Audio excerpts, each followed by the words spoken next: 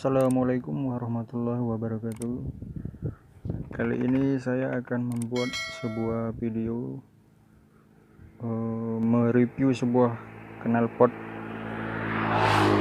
Proliner ya, pada motor R15.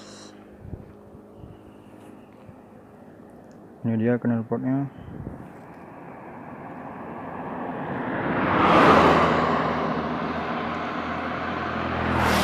Ini knalpot Proliner tipe Pro SP, warna hitam, full system,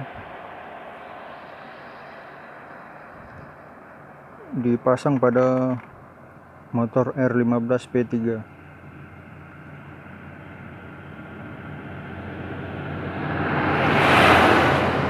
Knalpot ini sudah saya pakai selama kurang lebih 1 tahun ya.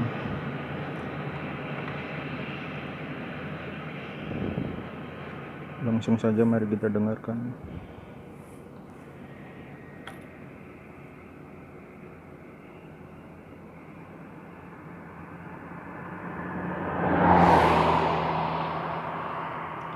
Ini dia suaranya.